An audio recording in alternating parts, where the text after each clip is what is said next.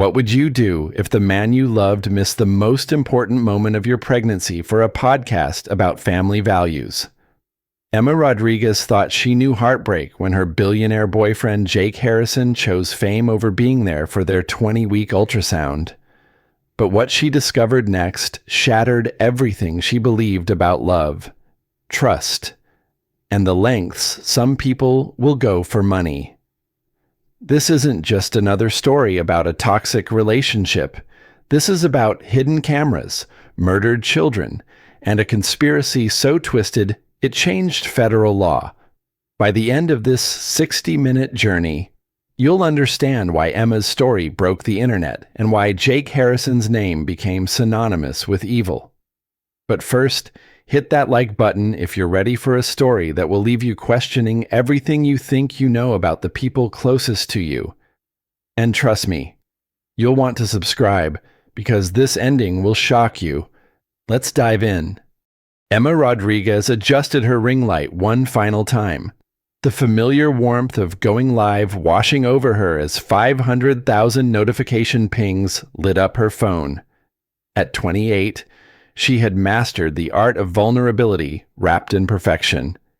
And today's live stream was supposed to be her biggest moment yet. "Hey, beautiful souls," she whispered to the camera, one hand resting on her 20-week bump. "Tomorrow is the day. Jake and I finally get to see our little miracle in detail." The comments exploded with heart emojis and congratulations from followers who had watched her journey from party girl influencer to glowing expectant mother. Emma had given up everything for this moment. 2 million followers, brand deals worth 6 figures annually, the intoxicating rush of viral content, all sacrificed when she fell hard for Jake Harrison, the self-made tech billionaire who promised her something better than internet fame, real love, real security, a real family. "Jake's been working so hard lately," she continued, walking through their Manhattan penthouse, the camera catching glimpses of floor-to-ceiling windows and designer everything. "But he promised me, tomorrow at 2 p.m., he'll be right there holding my hand when we see our baby for the first time." What Emma didn't know was that Jake was in his home office, watching her live stream on multiple monitors while his assistant finalized contracts with Netflix. The show would be called Billionaire Baby Daddy, and Emma's pregnancy journey was worth $20 million in advertising revenue.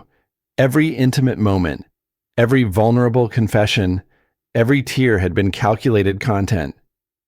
"The appointment is at Manhattan Women's Health," Emma said, unconsciously giving Jake's cameras the perfect establishing shot for episode 3. "Dr. Sarah Chen is supposed to be the best. Jake researched everything. You know how he is with details." In reality, Jake had chosen Dr.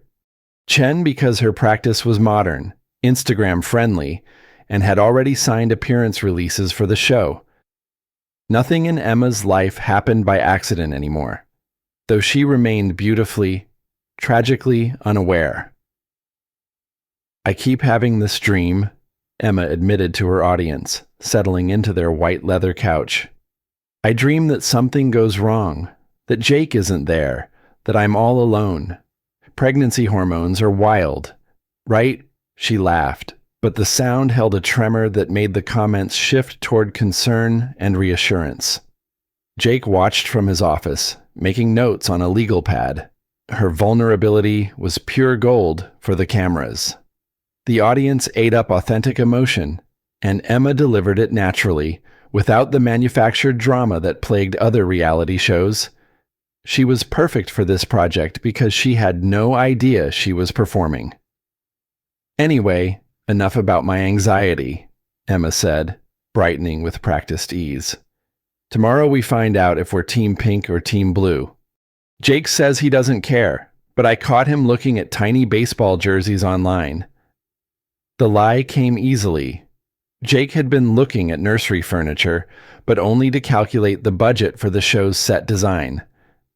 As Emma wrapped up her stream, promising to share everything tomorrow, Jake's phone buzzed with a text from his business partner, Marcus Thompson, Podcast confirmed for tomorrow, 2 p.m. Joe Rogan's expecting you. This could be worth $50 million in publicity for the IPO. Jake stared at the message, then at Emma on his monitor, then back at the message. The timing was perfect.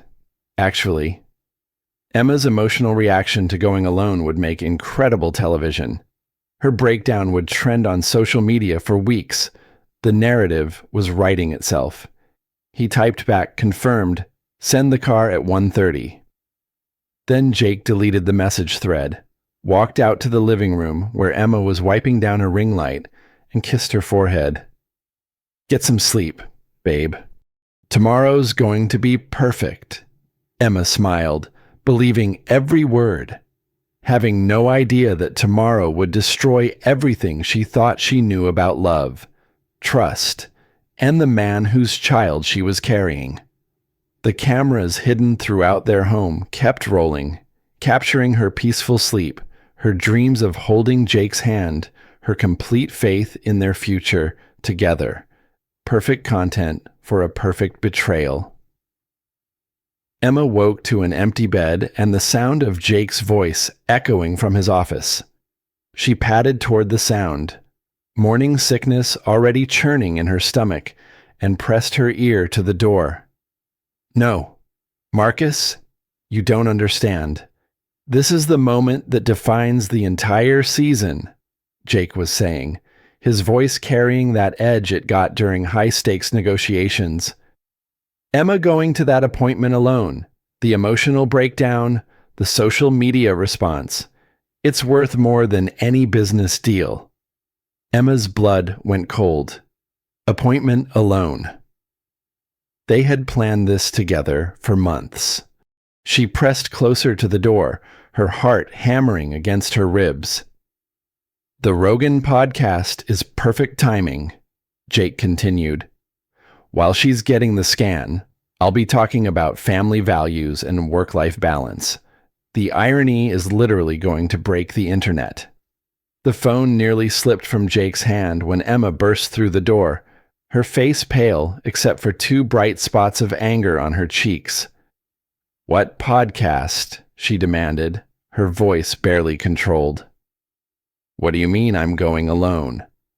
Jake's expression shifted seamlessly from shock to that patronizing smile he used with difficult clients. Babe, you're eavesdropping now. That's not healthy for the baby. Don't you dare turn this around on me. Jake, what podcast? When Jake sighed, the sound of a busy man dealing with an unreasonable woman. Look, Emma, an opportunity came up. Joe Rogan wants me on the show today. This could be worth $50 million in exposure for the IPO. You know how important this launch is for our future. Emma felt the world tilt beneath her feet. Our appointment is at 2 p.m. You promised. And you'll take beautiful pictures. And I'll see everything. Dr. Chen will tell you if anything's important. Jake moved toward his closet, already dismissing her. This is about building our child's future. Emma, this is about legacy. This is our child's future, Emma said, her voice breaking. This is the 20-week scan. Jake, we find out the gender. Make sure everything's developing properly. This is important. Jake emerged from his closet with a custom suit, barely looking at her. Everything's fine with the baby. You're healthy. The pregnancy's been textbook. It's basically just expensive pictures at this point. Emma stared at him, seeing a stranger wearing her boyfriend's face. You're really going to miss this for a podcast. I'm going to build an empire for our family, Jake corrected, his tone final. You'll understand when you're older. The condescension hit Emma like a physical blow. At 28, she had built and managed a multi-million-dollar social media presence, but Jake consistently treated her like a naive child who couldn't grasp the complexities of real business. Fine, she whispered, backing toward the door. I'll go alone. That's my girl. Jake said, already focused on his phone. And Emma, maybe don't live stream from the doctor's office. Keep some things private. You know. As Emma closed the door behind her, she missed Jake's satisfied smile. The hidden cameras had captured every word, every tear, every moment of her realization that she couldn't depend on him. Perfect footage for the episode they'd already titled When Love Isn't Enough. Emma spent the morning in a daze, mechanically getting ready for the appointment. She chose a soft blue dress, thinking Jake might want pictures. She charged her phone fully, planning to call him immediately with news. She even packed snacks for two, habits dying hard. At 1:30, as Jake's car arrived to take him to the Rogan studio, Emma called an Uber to take her to Manhattan Women's Health.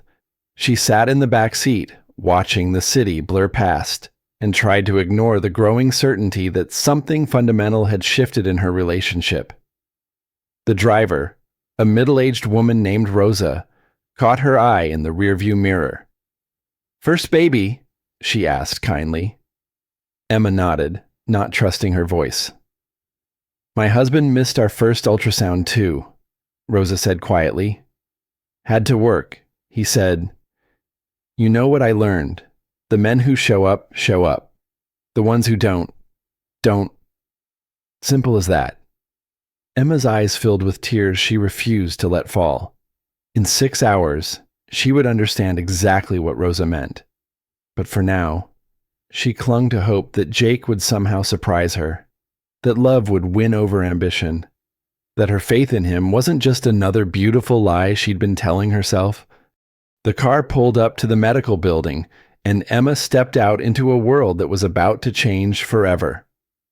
Dr.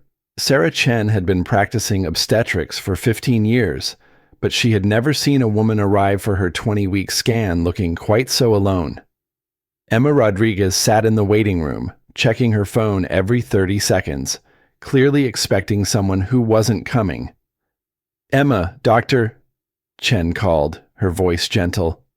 "Ready to meet your baby." Emma forced a smile, following the doctor down a hallway lined with photos of happy families. "My boyfriend is running late," she explained, the lie tasting bitter. "He might make it before we finish." Dr. Chen nodded professionally, but something in Emma's tone made her pay closer attention. In her experience, partners who were running late for 20-week scans rarely showed up at all.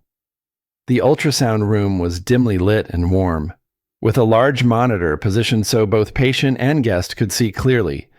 Emma settled onto the examination table, lifting her shirt to expose her rounded belly, and stared at the empty chair beside her. "Let's start with some basic measurements," Dr. Chen said, applying the cool gel. "This might feel a bit cold."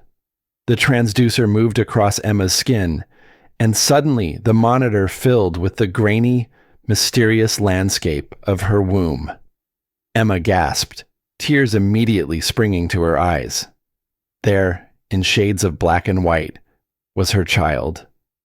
"Oh my God," she whispered, reaching instinctively for Jake's hand before remembering he wasn't there. "Is that the head?" "It is," Dr. Chen confirmed, adjusting the image. "Beautiful brain development, strong skull formation. Let me check the spine. Perfect vertebrae, no gaps or abnormalities." Emma watched in wonder as Dr. Chen pointed out tiny fingers, the curve of the spine, the steady flicker of the heartbeat.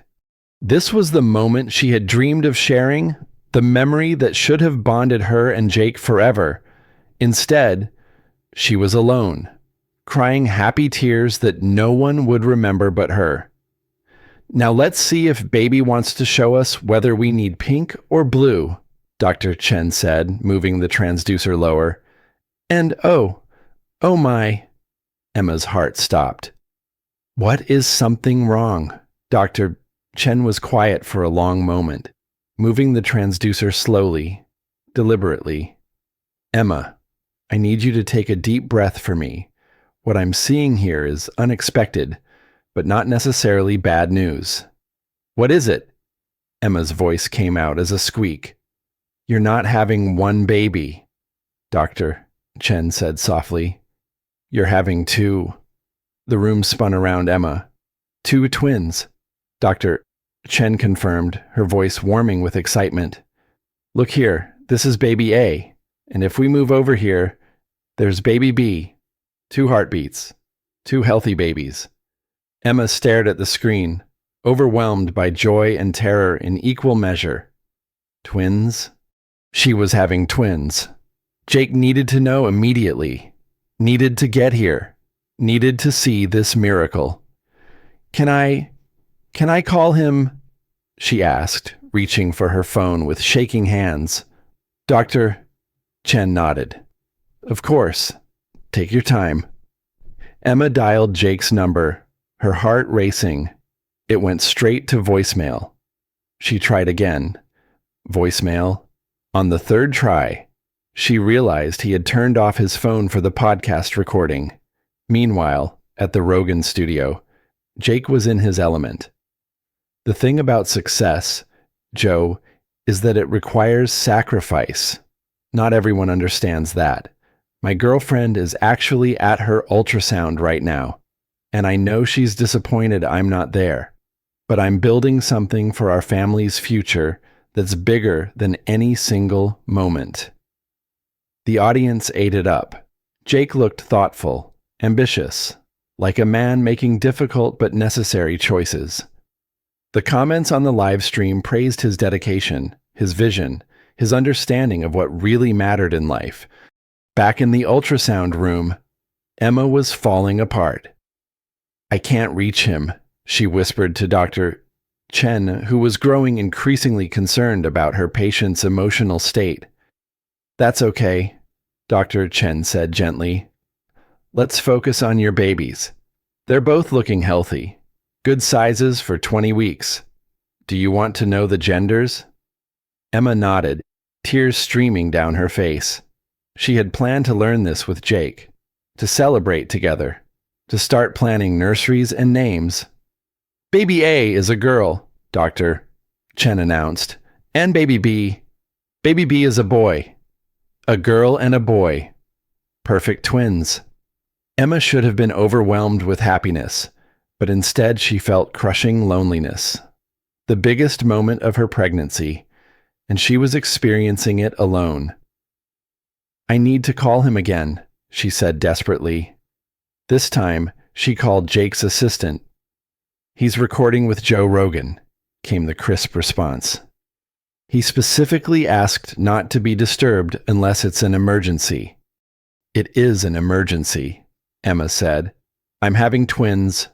Congratulations, the assistant said in a bored tone. I'll let him know when he's finished. Emma hung up and looked at Dr. Chen, who was watching her with professional concern and personal sympathy. Would you like me to print extra pictures? Dr. Chen asked quietly. For when he can see them? Emma nodded, unable to speak. As the printer hummed to life, producing images of her children that their father couldn't be bothered to witness, something hardened in her chest, a protective instinct she had never felt before, fierce and primal and entirely focused on the 2 tiny hearts beating on the monitor. She was going to remember this moment forever, the joy and the abandonment, the miracle and the betrayal, the first time she truly understood that she would have to be enough for her children because Jake simply wasn't going to be. The appointment that should have brought them together had driven them irreparably apart. And Emma was just beginning to understand the real cost of loving a man who saw everything, even family, as a business opportunity. Emma stumbled out of Manhattan Women's Health clutching a manila folder full of ultrasound pictures, her mind reeling. Twins. A boy and a girl. The most incredible news of her life, and she had no one to share it with. She sat on a bench outside the medical building, staring at the grainy black and white images of her children, and felt rage building in her chest like a physical force. Jake was somewhere in Manhattan, talking to Joe Rogan about family values while his actual family went through the most important appointment alone. Without thinking, Emma opened Instagram Live. 500,000 followers immediately flooded in, comments flying past faster than she could read them. "Hey everyone," she said, her voice shaking. I need to share something with you." The comments shifted from excitement to concern as viewers noticed her tear-stained face and obvious distress. "I just had my 20-week ultrasound," Emma continued, holding up the pictures. "And I found out I'm having twins, a boy and a girl. And I'm sitting outside the doctor's office completely alone because Jake chose a podcast over being here with me." The response was immediate and explosive. Comments poured in so fast they became a blur of outrage, sympathy, and disbelief. Emma's follower count started climbing in real time as the clip was shared across platforms. "He said it was for our family's future," Emma said, her voice breaking. "But what about our family's present? What about being here for these moments? I just saw our children for the first time, and he was somewhere else talking about work-life balance." The irony wasn't lost on her viewers. Within minutes, someone had found Jake's appearance on the Rogan podcast and started cross-posting timestamps. While Emma was discovering they were having twins, Jake was literally saying, "Sometimes you have to make tough choices. My girlfriend might not understand now, but someday she'll see that everything I do is for our family." The juxtaposition went viral instantly. Emma's live stream was clipped, shared, and reposted across every platform. TikTok users created duets with Jake's podcast quotes. Twitter exploded with takes on modern masculinity and what it meant to truly support your partner. The hashtag #EmmaDeservesBetter started trending. "I gave up everything for him," Emma continued, "the floodgates now fully open. My career, my independence, my identity. I thought I was building something beautiful with someone who loved me. But sitting in that ultrasound room alone, seeing our babies for the first time by myself, I realized something." She paused, looking directly into the camera with an expression that would become a meme within hours. "I realized I don't know who I'm in love with anymore." The comment section exploded. Emma's follower count hit 700,000 and kept climbing. News outlets started picking up the story. Entertainment blogs scrambled to find out who Jake Harrison was and why the internet was suddenly furious at him. At the Rogan studio, Jake was wrapping up what he considered his best interview ever. He felt confident, articulate, like he had perfectly balanced vulnerability with strength. The audience was eating up his thoughts on entrepreneurship, family planning, and building generational wealth. "That's our show," Rogan said as the cameras stopped rolling. "Great stuff. Jake. Really authentic." Jake's phone, which he had silenced hours ago, immediately exploded with notifications. Hundreds of missed calls, thousands of text messages, Instagram mentions climbing into the tens of thousands. His first thought was that some business crisis had erupted. His second thought was that something had happened to Emma or the baby. Panic flooded through him as he scrolled through message after message, trying to understand what had gone wrong. Then he saw his assistant's text, "Emma went viral. You need to see this now." The video hit Jake like a physical blow. Emma, tear-streaked and devastated, telling the world about his betrayal. The comments calling him heartless, selfish, a failure as a partner and father. The side-by-side clips of him talking about family values while she suffered alone. "Jesus Christ," he whispered, watching his reputation implode in real time. Marcus Thompson called immediately. "Jake, what the hell happened? The internet is destroying you right now. Stock futures are already reacting." Jake barely heard him. He was watching Emma's live stream, seeing her pain, understanding for the first time the magnitude of his mistake. This wasn't about a missed appointment anymore. This was about trust, about priorities, about the kind of man he had chosen to be. "I need to get to her," Jake said, ending the call. But as his car raced through Manhattan traffic toward their penthouse, Jake's mind was already shifting into damage control mode. This was a crisis to be managed, a problem to be solved. He could fix this with the right words, the right gestures, the right promises. He still didn't understand that some things, once broken, couldn't be repaired with charm and money. Emma's live stream had done more than make him look bad. It had shown her, and the world, exactly who he really was when it mattered most. The twins were due in 20 weeks, but Emma's trust in Jake had just died in a Manhattan medical office, broadcast live to 1,000,000 strangers who cared more about her feelings than the man whose children she was carrying. Jake found Emma in their bedroom, sitting on the floor surrounded by ultrasound pictures, her face puffy from crying. She looked up when he entered, and he saw something in her eyes he had never seen before. Not anger, not hurt, but a cold assessment that made him feel like a stranger in his own home. "Emma, baby, I'm so sorry," he began, the words he had practiced in the car tumbling out. "I saw your live stream. I had no idea how much this meant to you, how much this meant to me."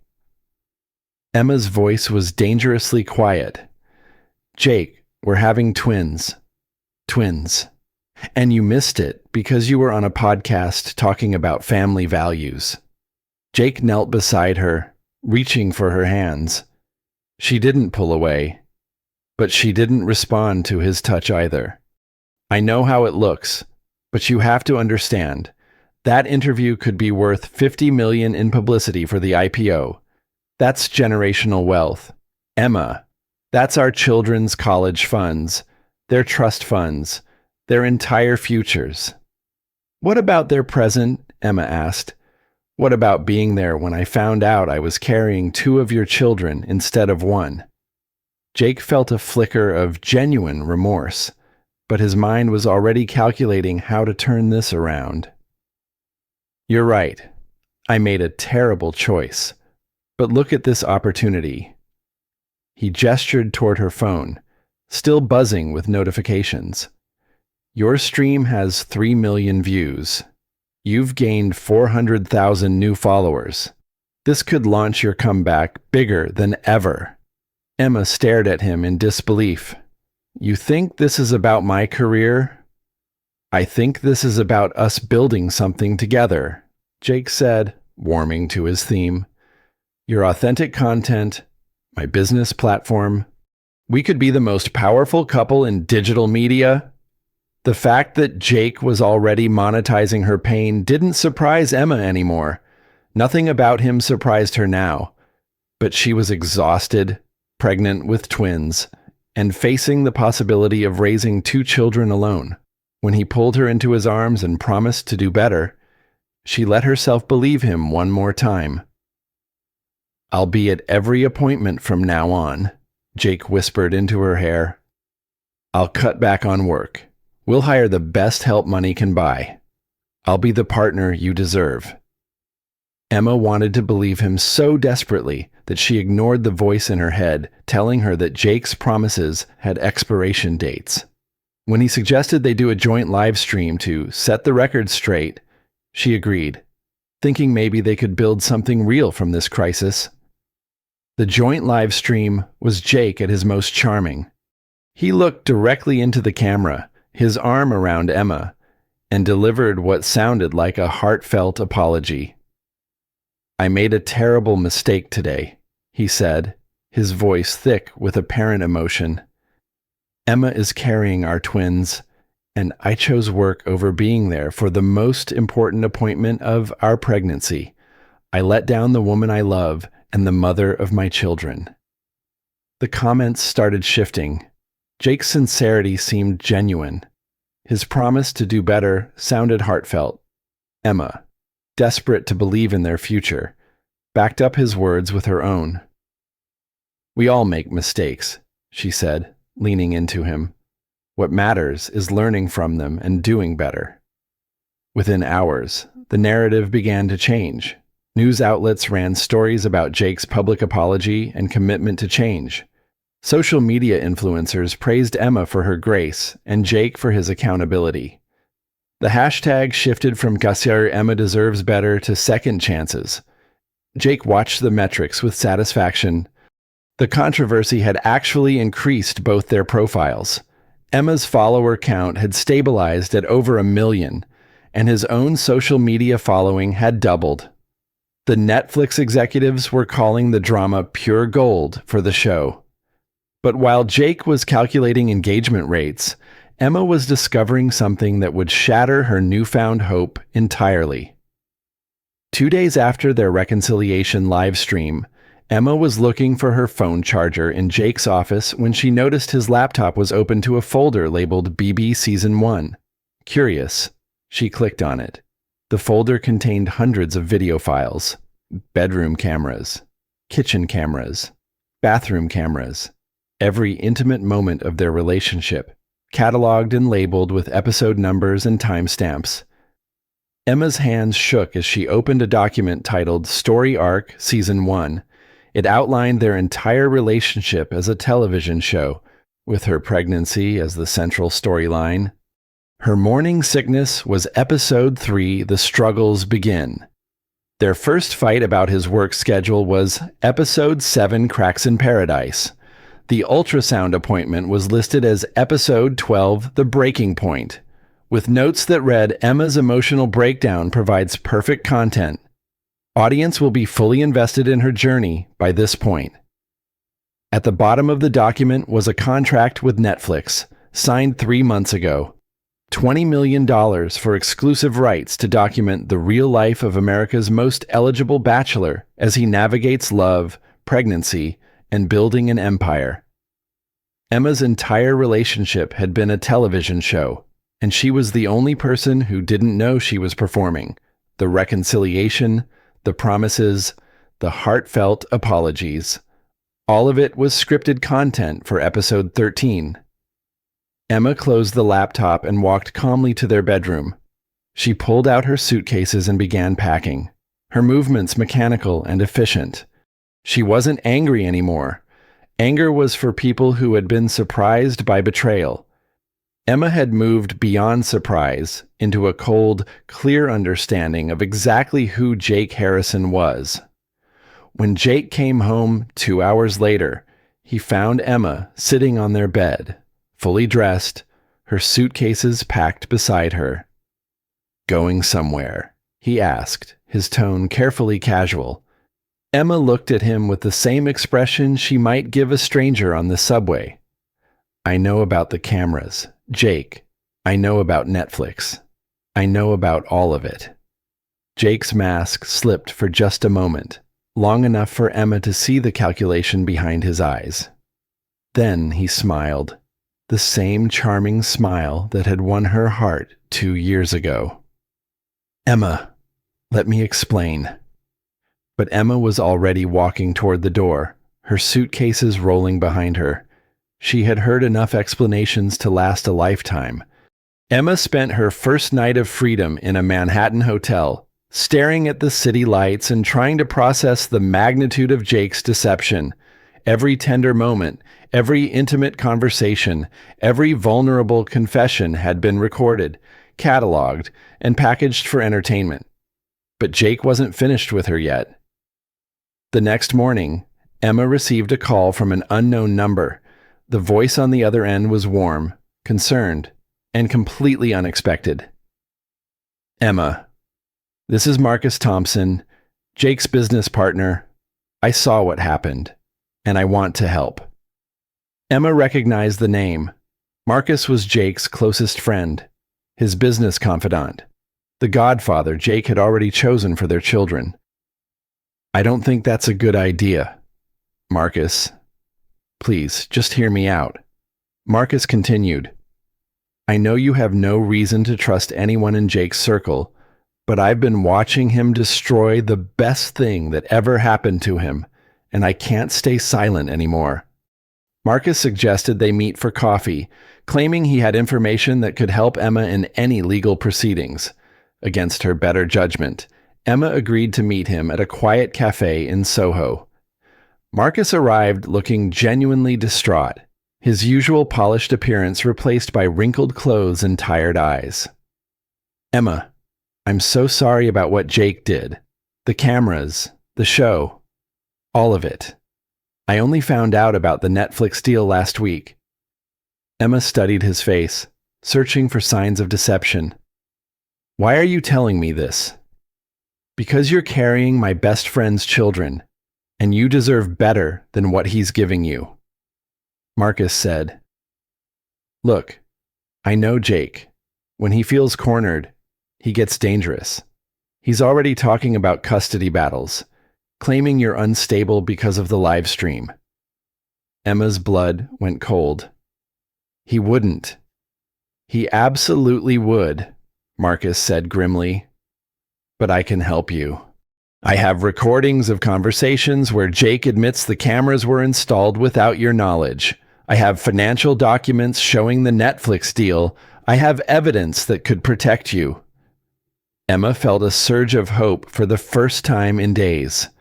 Someone was finally on her side, someone who understood Jake's tactics and had the resources to fight back. "There's more," Marcus continued. "Jake's been moving money offshore, setting up accounts you don't have access to. If you're going to leave him, you need to act fast before he hides everything." Over the next hour, Marcus outlined a plan. He would gather evidence of Jake's deception while Emma established her independence. He would pay for her legal fees, her medical expenses, even temporary housing until she could get back on her feet. "Why would you do this for me?" Emma asked. Marcus looked her directly in the eyes. "Because I have a daughter, Emma, and if someone treated her the way Jake has treated you, I'd want someone to step up and help her." Emma left the cafe feeling hopeful for the first time in weeks. Marcus seemed genuine. His offer of help felt real.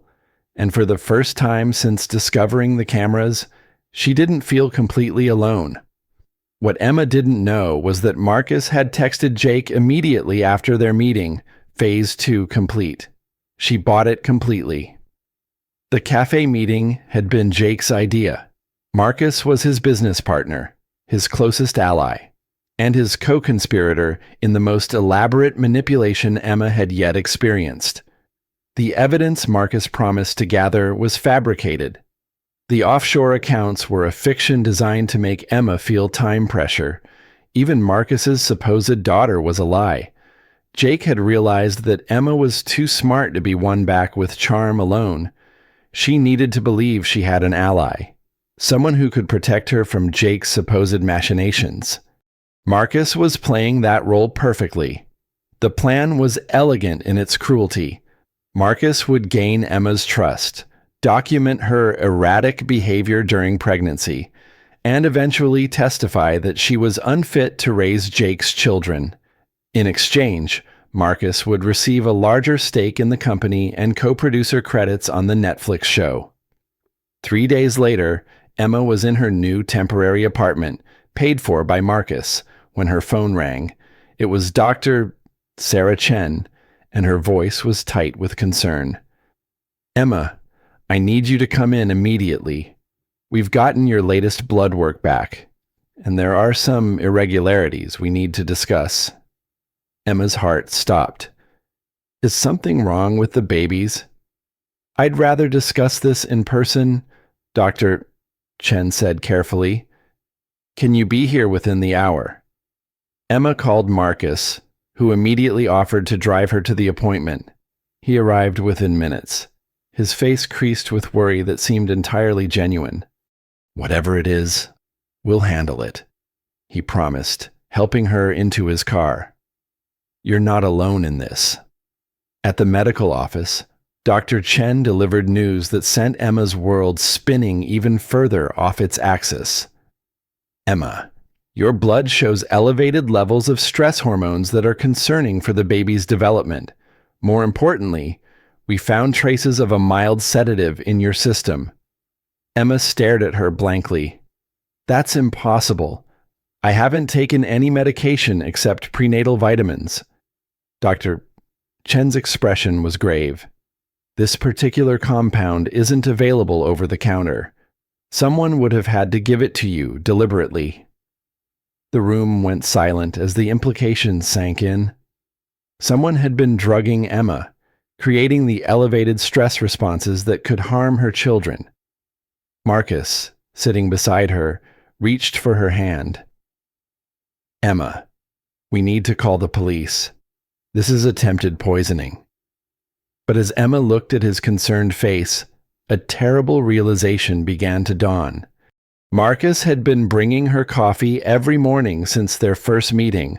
Marcus had been monitoring her eating, her sleeping, her emotional state with what she had thought was caring attention. Marcus had been drugging her to create the medical emergency that would prove she was an unfit mother. Emma's phone buzzed with a text from an unknown number. "Check your purse. Look for the small recording device Marcus planted during your first coffee meeting, then run." The text was from Dr. Chen, who had recognized the signs of systematic abuse and was risking her own safety to warn Emma. Emma's hands shook as she felt around in her purse and found the tiny device, no bigger than a button, sewn into the lining. Every conversation, every private moment, every breakdown had been recorded for Jake's legal team. She looked at Marcus, who was still holding her hand and speaking soothingly about police reports and protection. His concern was perfect, his care seemed genuine, and his betrayal was complete. Emma smiled at him, stood up calmly, and walked toward the bathroom. "I'll be right back," she said. Then she climbed out the bathroom window, leaving behind her purse, her phone, and any remaining faith in her ability to tell the difference between friend and enemy. The game had changed again, and Emma was finally beginning to understand the rules. Emma had been hiding in a women's shelter in Brooklyn for 3 days when the first tragedy struck. The burner phone she'd bought with cash rang at 2 in the morning. Dr. Chen's voice tight with controlled panic. "Emma, you need to get to Brooklyn Methodist Hospital immediately. There's been a complication." Emma's hands shook as she got dressed, her mind racing through worst-case scenarios. At 24 weeks pregnant, the twins were still months from viability. Any complication could be catastrophic. At the hospital, Dr. Chen met her in the emergency room, her face grave. "Emma, I need you to prepare yourself. We detected severe fetal distress in baby A during a routine monitoring session. Her heart rate has been dropping dangerously low." Emma's legs gave out, and a nurse caught her before she hit the floor. "What does that mean?"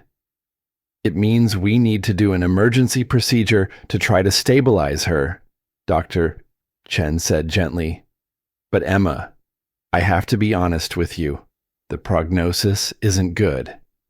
As Emma was prepped for emergency surgery, she tried calling Jake. His phone went straight to voicemail. She tried Marcus, forgetting momentarily that he was part of Jake's deception. No answer. She was completely alone as doctors worked to save her daughter's life. The surgery took 4 hours. When Emma woke up, Dr. Chen was sitting beside her bed, tears in her eyes. "I'm so sorry. Emma, we lost baby A." Her heart couldn't handle the stress.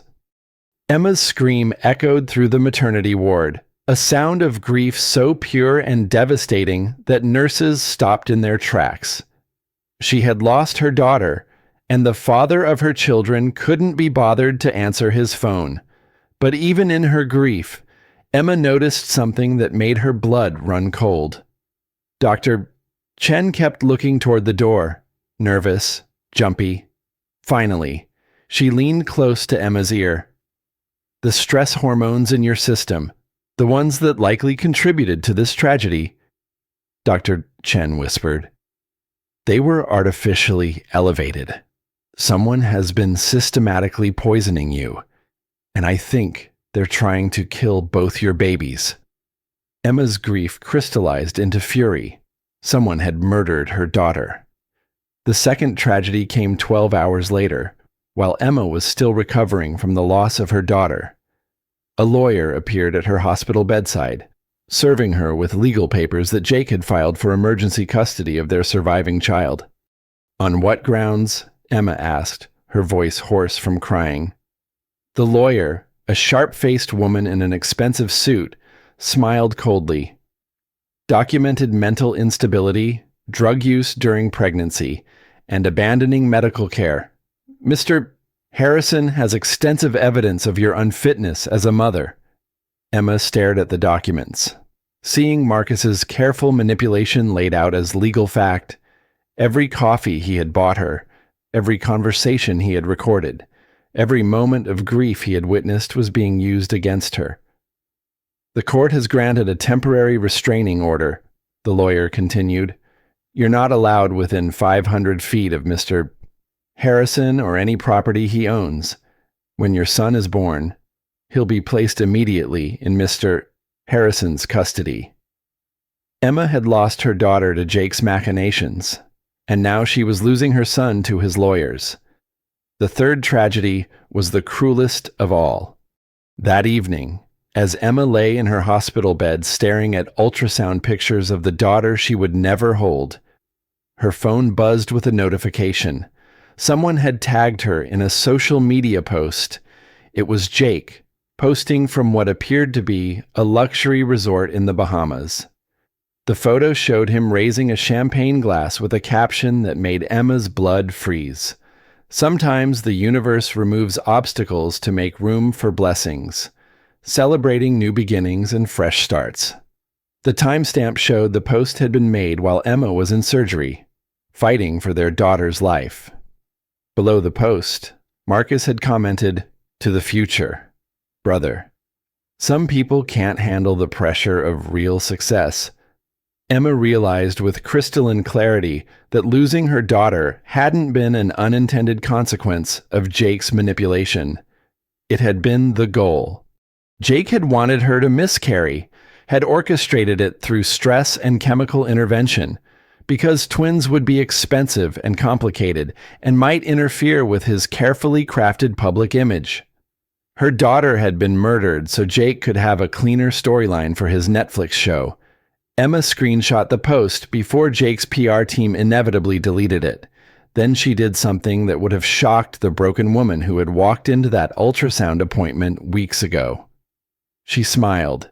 Jake had made a critical error. In his arrogance, he had revealed his true nature publicly. The man who claimed to love family had celebrated his own child's death on social media. The evidence of his sociopathy was now preserved forever.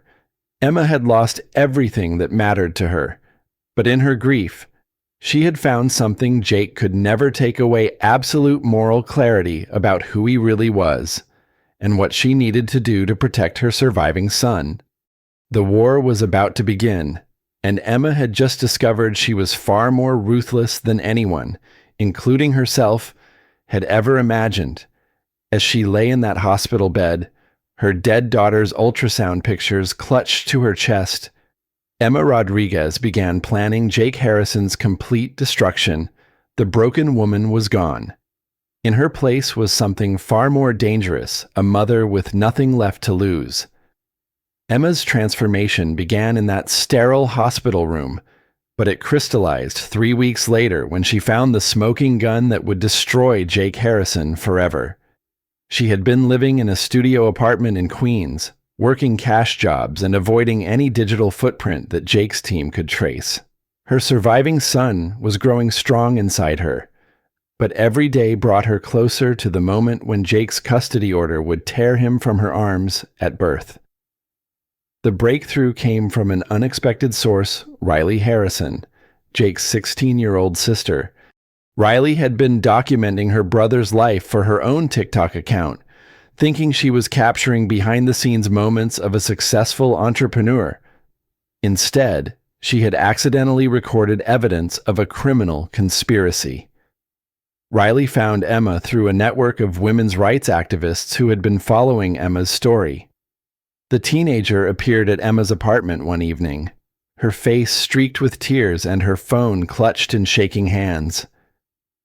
"I didn't know," Riley sobbed as Emma let her inside.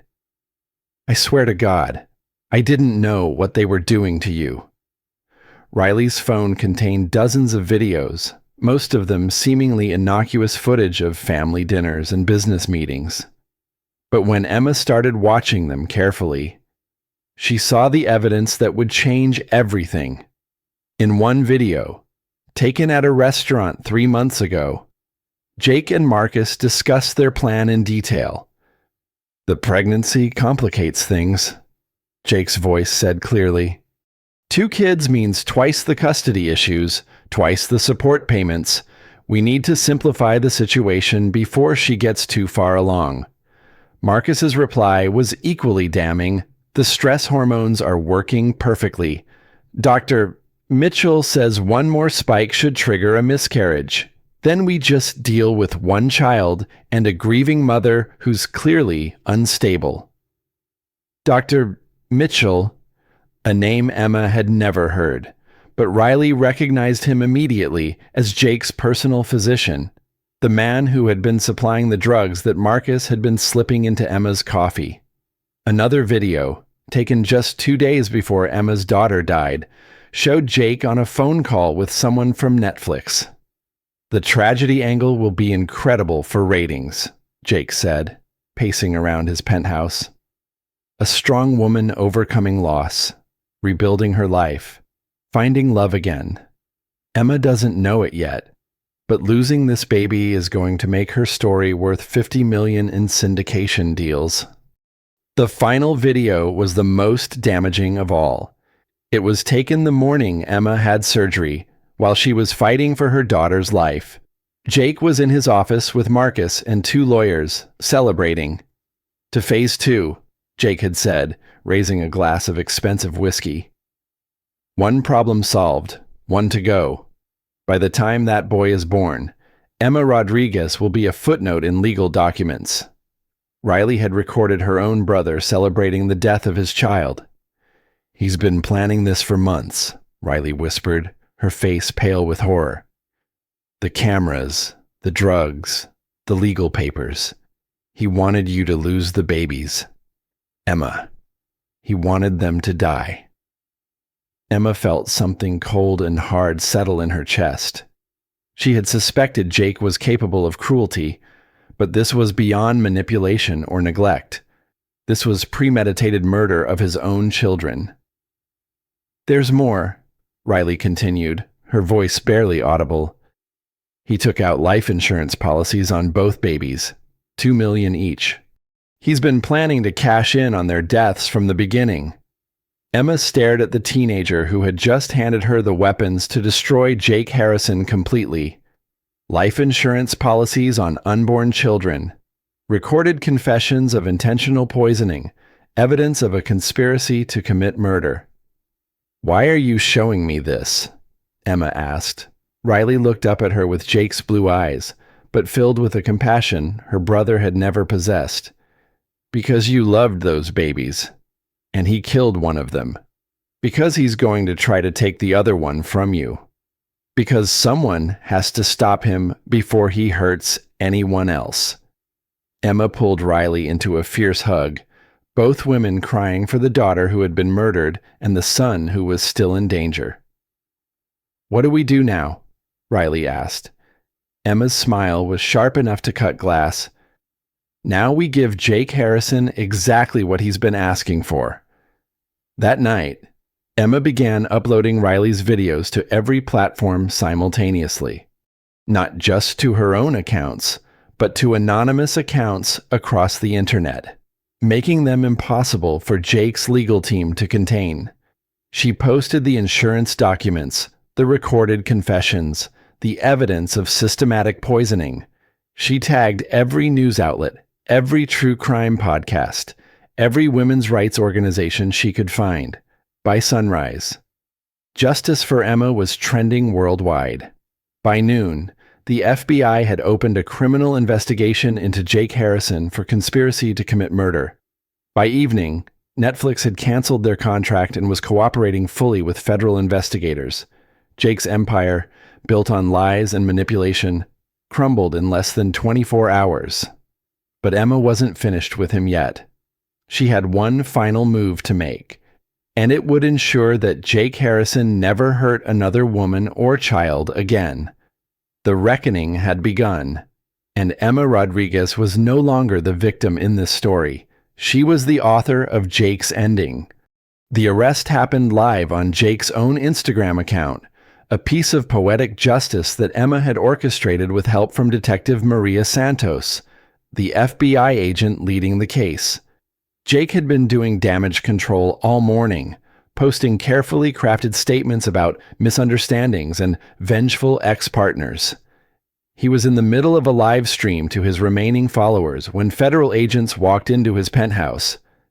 "Jake Harrison, you're under arrest for conspiracy to commit murder, insurance fraud, and violation of federal stalking laws," Detective Santos announced, her voice carrying clearly over Jake's expensive microphone setup.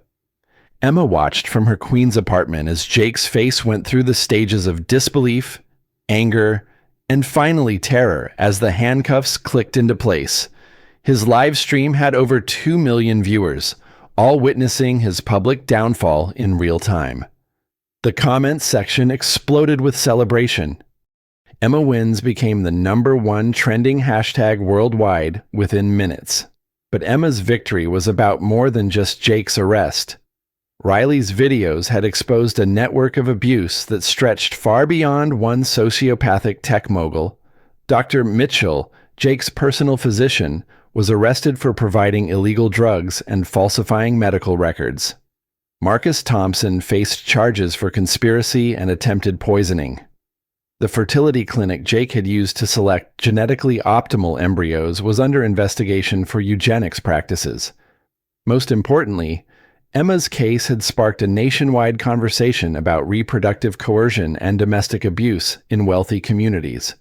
Women who had been silenced by NDAs and intimidation tactics began speaking out, sharing their own stories of manipulation by powerful men. Emma became the face of a movement she had never intended to lead. Her strength in the face of unimaginable loss inspired legislation protecting pregnant women from psychological abuse. The Emma Rodriguez Act made it a federal crime to deliberately cause pregnancy complications or miscarriage. But the sweetest justice came from an unexpected source. Margaret Sterling, Jake's own mother, had been watching the investigation unfold with growing horror. She had raised Jake to be successful, but she had never intended to create a monster. The evidence that her son had murdered his own child shattered something fundamental in the woman who had built the Sterling fortune on family values. Margaret contacted Emma directly, offering not just her fortune, but her testimony against Jake. She had been recording their family dinners for months, creating what she thought were precious memories. Instead, she had captured Jake's casual discussions of his plans for Emma and the babies. "I failed as a mother," Margaret told Emma during their first meeting. "I taught him that winning was everything, and I never taught him that some things are more important than success. Let me help you make this right." Margaret's testimony sealed Jake's fate. His own mother taking the stand against him created a media spectacle that dominated news cycles for weeks. The image of Margaret Sterling, the family matriarch, calling her son a sociopath who deserves to spend his life in prison, became iconic. Jake was sentenced to 25 years to life for second-degree murder, conspiracy, and insurance fraud. Marcus got 15 years as an accessory. Dr. Mitchell lost his medical license and received 10 years for his role in the poisoning scheme. But the real victory came 8 weeks after Jake's sentencing, when Emma gave birth to a healthy baby boy she named David, after her father who had died when she was young. Emma held her son in the same hospital room where she had learned about her daughter's death, but everything was different now. Margaret Sterling was there, having appointed herself as David's honorary grandmother. Riley Harrison, legally emancipated from her toxic family, was there as his chosen aunt. Dr. Sarah Chen, who had risked her career to save Emma's life, was there as a friend. Most importantly, Detective Santos was there with final paperwork confirming that Jake's parental rights had been permanently terminated. David would grow up safe from the man who had killed his twin sister. "He'll never know what his father cost us," Emma whispered, looking down at her son's perfect face. "But he'll know what his mother fought for," Margaret said softly. "And that's a much better legacy." Emma's social media following had grown to over 5 million, but she rarely posted anymore. Her platform had evolved beyond personal updates into a resource for women escaping abusive relationships. The Jake Harrison case had made her wealthy through book deals and speaking engagements, but Emma used most of the money to fund safe houses and legal aid for domestic abuse survivors. She had won more than justice for herself and her children.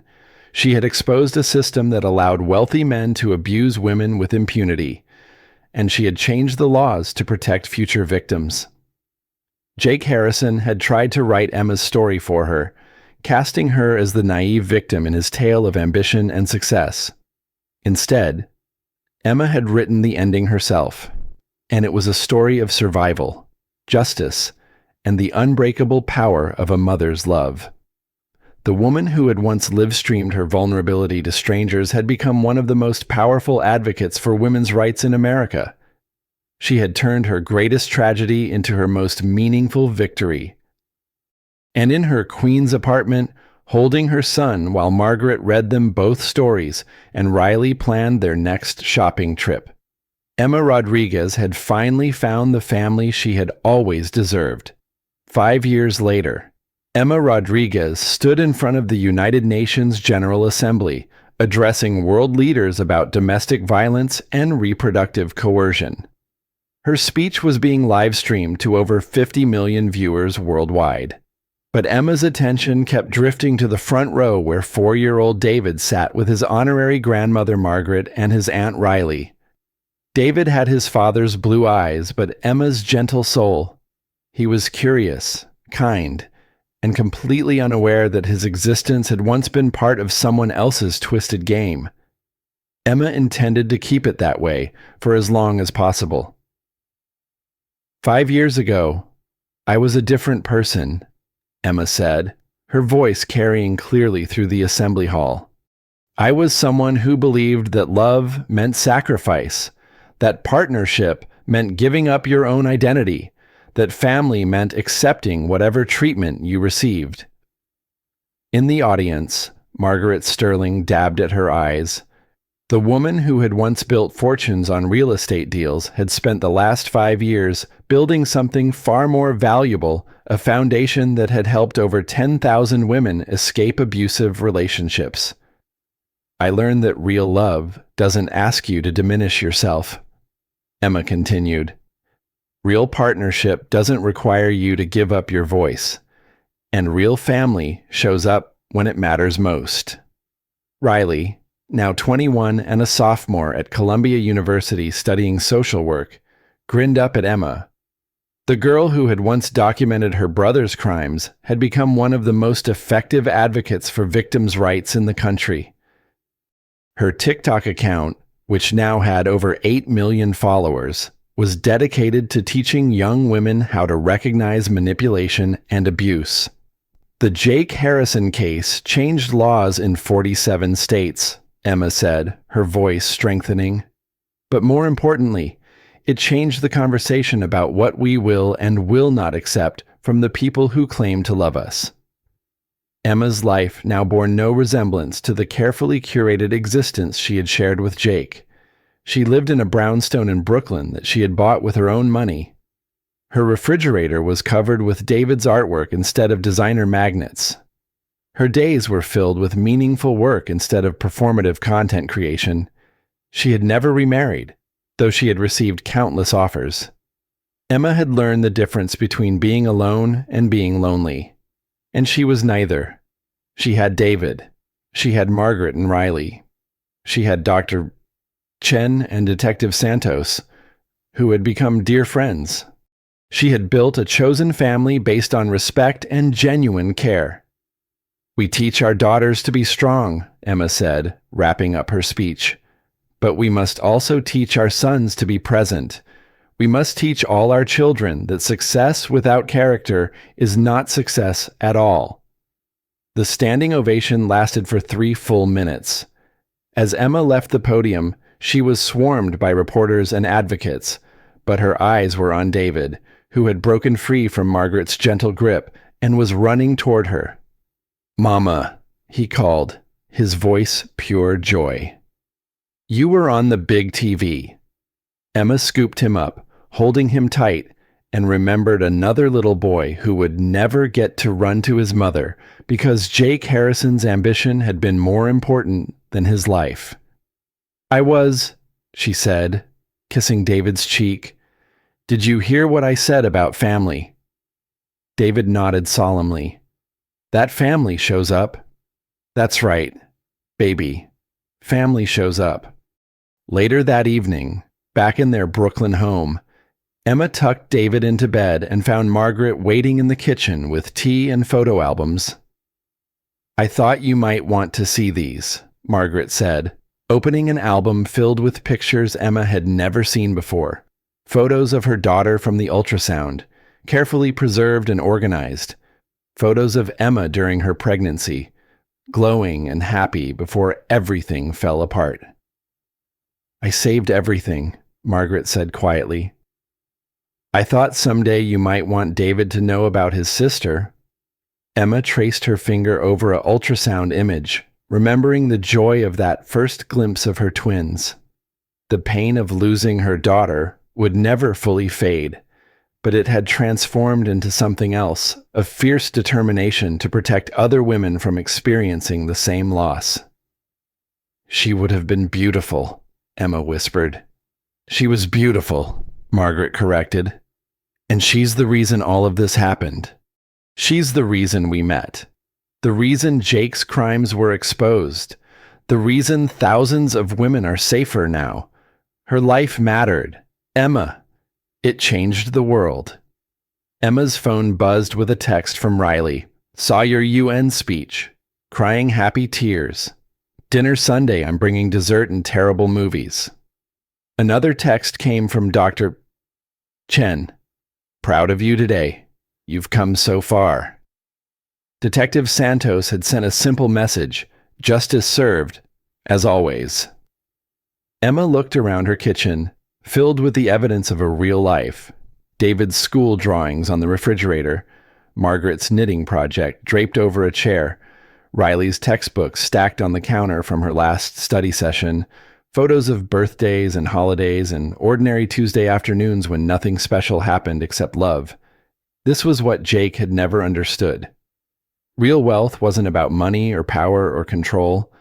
It was about showing up for the people who mattered, being present for the moments that couldn't be monetized, choosing connection over ambition when the choice had to be made.